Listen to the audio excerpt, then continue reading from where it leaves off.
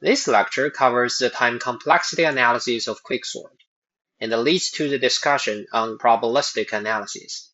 Here's a roadmap of what we will cover. In this lecture, we will cover Quicksort as a sorting algorithm and conduct best and worst case analysis on Quicksort. The pseudocode of Quicksort algorithm is presented on the screen. Quicksort is an in-place sorting algorithm. It takes three parameters, the array, the first and the last index that defines a range of a subarray. The first thing the algorithm does is to check if the first index is smaller than the last index. If so, it will compute the index named split point by calling a method named partition. After that, it will split the array by the split point and call two recursive calls of Quicksort. The first recursive call comes with the arguments of a, the first index, and split point minus 1. The second recursive call comes with the arguments of a, split point plus 1, and the last index. In other words, the two recursive calls are on the left and the right subarrays of the split point. So from this line, we know that the partition method takes the same input as the Quicksort algorithm and returns the index as a split point. But what does it do exactly? In short, the partition method uses the first element in A as a pivot value and moves all the elements smaller than the pivot value to its left side and all elements bigger than the pivot value to its right side. In the end, it returns the index of the pivot value. The partition method achieves that by using two pointers, L and R, to move the elements accordingly. Let's go over a concrete example to make sense of Quicksort. So let's assume that the Quicksort is being called on a given array as is shown on the screen. The first element in each subarray is always used as the pivot value. Well, by saying subarray, I'm not only talking about the subarrays, but I'm also talking about the original input array. So L and R here are the two pointers that are being used to move elements to either the left or the right sides of the pivot value. L is used to find an element that's bigger than the pivot. R is used to find an element that's smaller than the pivot. So how does that work exactly? As long as L is pointing to an element that's smaller than or equal to the pivot, it will keep moving it towards the right side. After that, as long as R is pointing to an element that's smaller than the pivot, it will keep moving it towards the left side. There are two scenarios when L and R both should stop moving. In the first scenario, L will be pointing at an element that's bigger than the pivot, and R will be pointing at an element that's smaller. In this case, it will swap the two elements pointed by L and R. In the other scenario, L will be at the right side of R. In this case, the job of the two pointers actually is finished, and you will do nothing but terminate this while loop. In the end, you will swap the pivot and the element pointed by R, so that the pivot element could sit in the middle. All the elements to its left side will be smaller than the pivot, and all the elements to its right will be bigger. Let's walk through this process. So initially, L will be pointing at 8. Since 8 is bigger than the pivot, so L has actually successfully found an element that's bigger than the pivot, and it will stick to its current position. R is pointing at 7, which is bigger than the pivot, so it will keep moving it towards the left side, like this.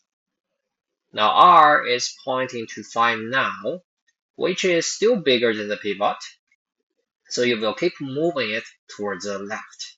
Now R points at 1, which is smaller than the pivot, so you should stop moving R as well. Next, you will swap the two elements pointed by L and R, like this. After that, you will start a new iteration of the while loop. In this new iteration, L is pointing to 1, which is smaller than the pivot, so it will move it rightward by 1 step. Now L points to 3, which is still smaller than the pivot, so you will keep moving it rightward. Now L points to 9, which is bigger than the pivot, so it should stop here. Then it comes to the turn of R. R currently points to 8, which is bigger than the pivot, so you will move it leftward by 1 step. Now R points to 9, which is still bigger than the pivot, so you will keep moving it leftward. Now L sits at the right side of R, so you will need to stop the while loop. At last, you will need to swap the pivot and the element pointed by R, like this. As you can see, now elements that are smaller than the pivot, they are all sitting to the left side of it, and the elements bigger than the pivot, they all sit to its right side. The partition method will return the index R, which is the index of the pivot. The returned index will serve as a split point for you to trigger two recursive calls of Quicksort. The first recursive call will trigger the Quicksort on the subarray at the left side of the split point, like this. This recursive call will trigger the execution of another partition method. The pivot of this subarray is 3. L and R both would be pointing to the element of 1. Since the element is smaller than the pivot, you will move L rightward by 1 step, like this. Now L will be sitting at the right side of R, so you need to stop the while loop and swap the element pointed by R and the pivot, like this. It's worth mentioning that all the operations happen on the same array, which is the original input array. This subarray with two elements 1 and 3 is merely a highlight instead of a deep copy. So you may also notice that whatever changes happen to this subarray also get reflected in the original input array. Again, Quicksort is an in-place sorting algorithm. Since the subarray to the left side of the pivot 3 is a single element 1, this recursive call ends here. Next, you will trigger another Quicksort on the subarray to the right side of this pivot, like this. The pivot of this subarray is 9. L will be pointing at 8 initially, which is smaller than the pivot, so you will keep moving it rightward, and it will stop when it is out of the bound, like this. R is already pointing to an element that's smaller than the pivot, so you won't move it at all. Since L is already sitting at the right side of R, the while loop will terminate. In the end, you will swap the pivot with the element pointed by R, like this. Quicksort will be triggered again on the left subarray of the new split point, I mean the index of 9. In the end, the same process will happen, and the array will be fully sorted. Now you know how the Quicksort works to sort a given array in place. Let's analyze its time complexity. We will focus our attention on the partition method first. We went through a concrete example to figure out what happens in the partition method. It's about using and moving two pointers L and R so that elements smaller than the pivot will be moved to its left side and elements bigger than the pivot will be moved to its right side. This process is over when L sits at the right side of R. From the start to the end, the partition method traverses nearly every element in the subarray simply for one time, until when L sits at the right side of R. If we assume that the size of the subarray is n, the time complexity of the partition method is also n. You can express it as Tn is equal to C multiplied by n. where C is a constant number. We can also express its upper bound simply as a big O of n. With this knowledge, we can hide the partition method and focus our attention on the two recursive calls underneath the quicksort. We will start by analyzing the worst case scenario. When would the worst case happen? When the pivot is always either the smallest or the largest. Why and how? Let's use an example to demonstrate it. So you can find an input array A as a fully sorted array. When you call quicksort on A, it will trigger a series of recursive calls. Each recursive call will only trigger another recursive call down the road instead of two.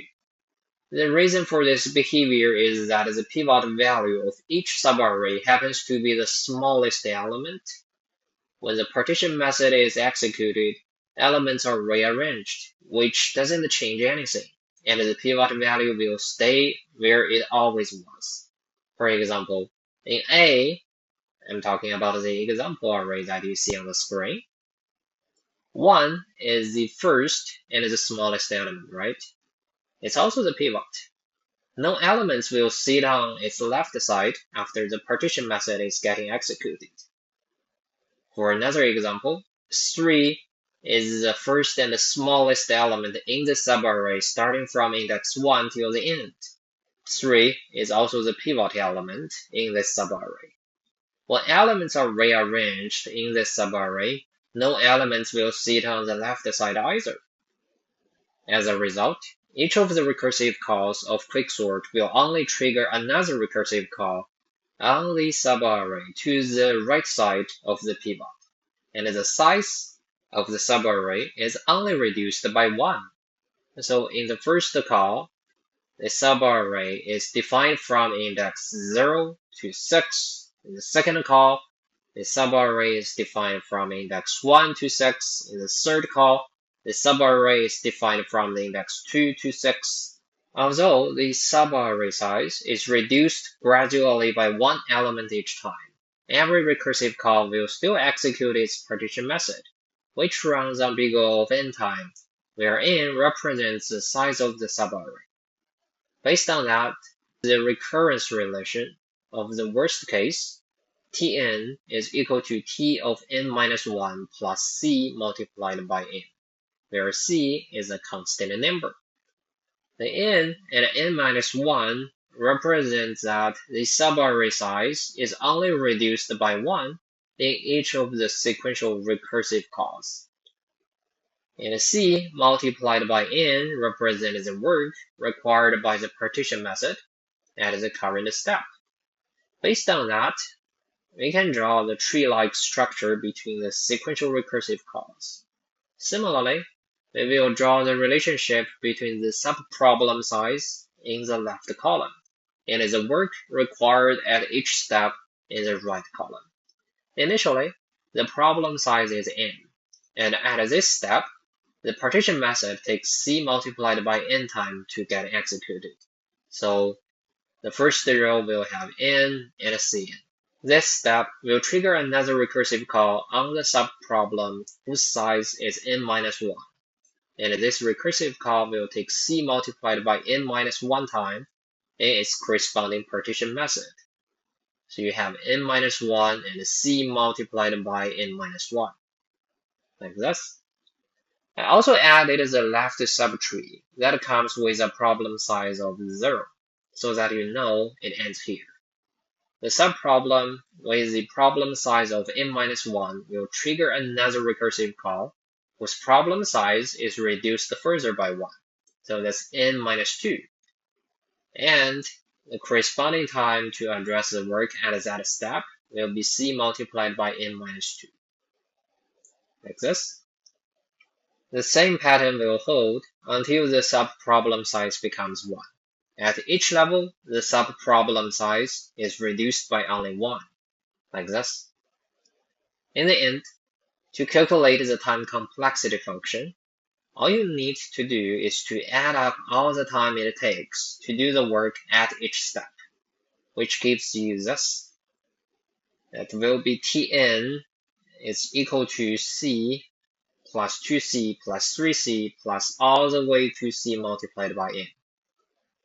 You can extract the constant number c like this. When you sum up everything from 1 to n, you will end up with a square function. If you're not so sure, you can either refer to a generative AI tool on how this is calculated, or you can refer to our prior lectures. We covered this in the past. So the result will give you n squared divided by 2 plus n divided by 2. That said, the upper bound of this time complexity function is big O of n squared. That's everything about the worst case analysis of the quicksort algorithm. Now, let's move to the best case analysis. So what input array will lead to the best case scenario? If you have an input array with pivot, it's always the middle element. It will end up with the best case. So what does that mean? Let's use an example to demonstrate it. Assuming that we have an array like what you see here on the screen, we always use the first element as a pivot. And the pivot will always be the middle element when you finish rearranging elements by executing the partition method. For example, 4 is the pivot element of A. When elements are rearranged at this step, 4 will sit in the middle. There would be 3 elements to its left and another 3 elements to its right. The quicksort on A will further trigger 2 quicksort being called on the left and the right subarrays. In the left subarray, 2 is a pivot, which will also end up in the middle after its corresponding partition method is executed. The same thing can be said for the right subarray. The pivot 6 will end up in the middle after its corresponding partition method is executed. Like this.